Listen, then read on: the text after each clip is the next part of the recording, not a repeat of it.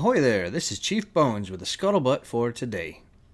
The newswire has been pretty active today, with Wargaming dropping 3 notes on the development blog, each covering a different topic. First we have a preview of the upcoming April Fool's event, followed by some Battleship news, including a newly announced ship, and finally some interface changes. It is said that in space, no one can hear you scream.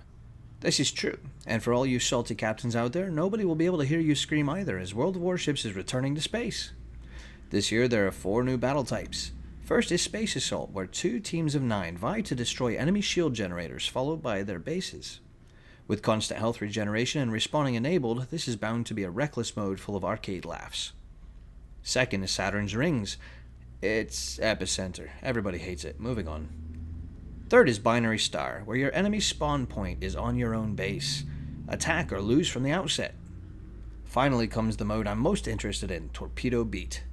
In this mode, you go back to Saturn's Ring, but there are only 5 ships per team, and each ship is a destroyer. Players can only fire torpedoes as the AI controls all gunplay. Maneuverability is being tweaked to make this a faster, more action-packed experience. The 4 maps on which these modes will be played are simply visual reworks of existing maps. Ritus, a rework of Estuary, Ludus, a rework of Tears of the Desert, Navis, a rework of Warrior's Path, and Apulse, a rework of Hotspot. The wording of the blog post suggests that at least 2 new ships will be converted into starships this year, in addition to last year's group.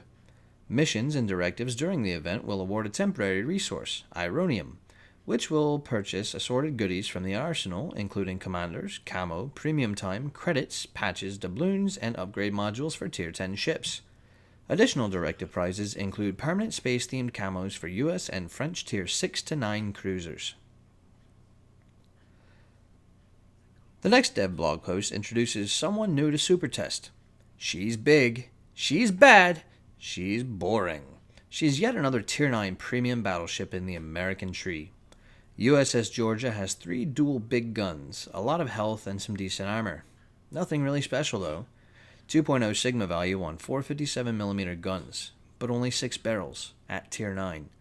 She's going to need to be really quirky and interesting somehow to separate her from the pack, and her damage control party, repair party, and spotter plane really don't do it for me. No word on how she'll be disseminated to the player base yet. New test versions of Monarch and Conqueror are being added for balancing. Their new parameters make their already ridiculous healing even more effective, while also making it reload more quickly. This is meant to offset the changes to these 2 battleships' citadels, which are being raised so as to make them easier to hit. Not sure how well that's going to work, really. A good BB captain can angle properly, won't even need the already ridiculous heals to be ridiculous-er. The final post of the day covers several things related to game interface, as well as a couple other assorted tidbits. Unless otherwise noted, these changes are expected to occur in Update 0.8.2. The first tidbit is the upcoming change of the arsenal, which is to be renamed the Armory. The next tidbit is that there is going to be a new permanent camo for black available in the Armory. It, along with other as of yet unspecified permanent camouflages, will be purchased with one of 2 new resources, molybdenum and copper. The arsenal will be adding search filter functions. The development team would like you to know that they'll be introducing a new camo pattern called Stream Dream, which will be used for giveaways during official streams. And yes, it's yet another boring red, white, and blue camo that looks pretty much like every other boring red, white, and blue camo. Although this one does flirt briefly with the idea of purple. The final tidbit is a short list of welcome changes to the port interface. The gaggle of banners on the left side will be updated in some unspecified way. An additional banner will be added for accounts which have not yet reached rank 15, which will denote level progress.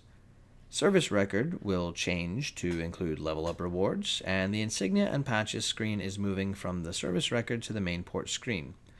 Finally, server info and online player information will be relocated to the escape menu. That's it for the Scuttlebutt for today. Thanks for joining me. Hi there, thanks for watching. Please feel free to give me a like and a subscribe and a comment down below with what you'd like to see me cover next time around. Don't forget you can also follow me on twitch.tv/chiefbones, or you can find me on Facebook. Just search Chief Bones. See you guys next time.